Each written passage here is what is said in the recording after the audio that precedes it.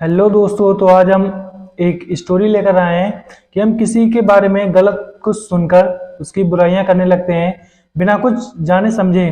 तो आज हम बताएंगे कि आप ऐसा ना करें। आप इस स्टोरी को सुनिए, आपको पता लग जाएगा हम क्या बताना चाह रहे हैं। एक राजा को भेष बदलकर अपने राज्य में घूमने की आदत थी।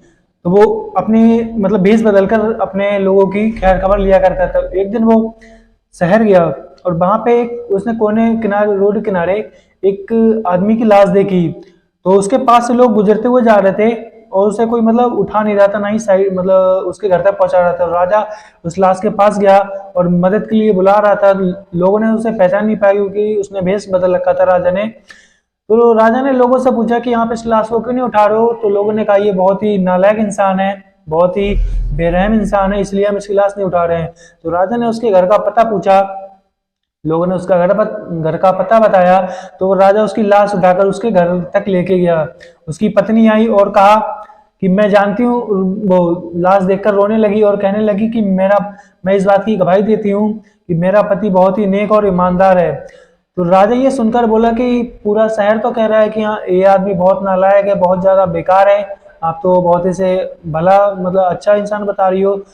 तो उस आदमी की पत्नी ने कहा कि मेरा आदमी, मेरा हस्बैंड है, ये क्या करता था, ये लोग इसे गलत इसलिए कहते हैं क्योंकि ये डेली शराब भट्टी पे जाता था और बहुत ज्यादा शराब खरीदता था और उसे नाले में बहा दिया करता था। और वैश्याओं के कोठे पे जाया करता था और जो वैश्याएं हुआ करती थी उन्हें एक या दो को इतना ज्यादा पैसा दे दिया करता था और उनसे कह देता था कि अपना दरवाजा लगा लेना, किसी को आज अंदर मत आने देना। तो उसकी पत्नी ने कहा कि ये सब देखकर लोग उसे गलत समझते हैं कि ये ठेके पे जा भट्टी पे जाता है और तवायफों के कोठे पे जाता है, इसलिए इसे लोग गलत कहते थे। और मेरा आदमी कहता था मुझसे कि एक दिन वो होगा, लोग मुझे समझेंगे और आज आने वाले टाइम का इस राज्य का राजा मुझे कंधा देने आएगा। तो मैं उनसे कहती थी कि तुम्हें कोई हाथ भी नहीं लगाएगा, तुम इतने अच्छे कर्म कर रहे हो, तुम अपने हिसाब से अच्छे कर्म कर रहे हो, बट तुम दुनिया की नजरों में अच्छे नहीं हो। तो उसने कहा था कि एक दिन वो आएगा कि इस राज्य का राजा मेरे लिए कंधा देने आएगा। तो राजा की आंखों में आंसू आ गए और राजा ने कहा कि मैं इस राज्य का राजा हूं और कल हम इसे नहलाएंगे और इसे कंधा भी देंगे। उसकी पत्नी ने कहा कि मैं इनसे कहती थी कि कोई भी तुम्हें कंधा देने नहीं आएगा, ना ही तुम्हें कोई नहलाने आएगा। तो राजा ने अपनी स्टोरी बताया अपने बारे में कि मैं राजा हूँ इस राज्य का, हम कल आएंगे, इसे नहलाएंगे और इसके अर्थी को कंधा देंगे। अगले दिन राजा आया, उसे नहलाया, अर्थी वगैरह बनाई, उसे शमशान घाट तक पहुंचाया। सीख, हम दूसरे के बारे में कुछ सुनकर बिना कुछ सोचे समझे उसके बारे में अपने हिसाब से जो भी विचार होते हैं वो उसके थ्रू रखने लगते हैं। अब कोई ठेके पे जा रहा है वो क्यों जा रहा है, या कोठे पे जा रहा है तो वो क्यों जा रहा है, जो उस बंदे ने कितना अच्छा काम किया, बस लोग उसे गलत समझते थे क्योंकि वो डेली ठेके पे जाता था, डेली तवायफों के कोठे पे जाया करता है। लोगों को लगता था ये सब दारूबाज है, ये सब तवायफों के कोठे वगैरह पे जाता है, ये गलत है। बट उसकी वाइफ समझती थी और राजा को ये सब बताया तो राजा ने उसकी अर्थी को कंधा दिया और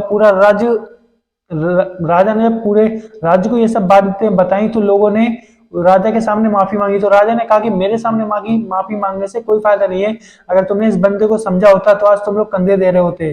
तुम तो बोले अब तो यहाँ मजबूरी पे दे रहे हो ना, क्योंकि मैं राजा हूँ, तुम मेरी वजह से दे रहे हो इसे कंधा, है ना।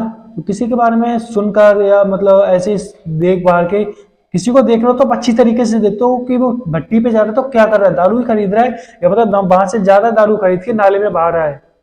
इसका ये मतलब नहीं है कि कोई ज्यादा दारू खरीदता है तो घर पे आके बहुत टाइम तक पी रहा है, ना किसी को बांट रहा है, वो उसे बेस्ट कर रहा है कि लोग ऐसा समझें। पर सरकार ये चीज नहीं समझ सकती, वो सरकार को समझा नहीं सकता था। आज के भी टाइम में कई लोग होंगे, वो तो बहुत पहले की स्टोरी थी, आज के टाइम में कई ऐसे लोग होंगे जो कोटे पे या शराब भट्टी पे जाते होंगे, बहुत सारी शराब खरीदते होंगे और उसे बहा देते होंगे। लोग उसे गलत समझते होंगे, ये तो शराब, ये डेली भट्टी पे जा रहा है, जब ये पीता नहीं तो क्यों जाता है। बट लोग समझते नहीं है ना। आपको जो समझाना था मैंने समझा दिया। धन्यवाद।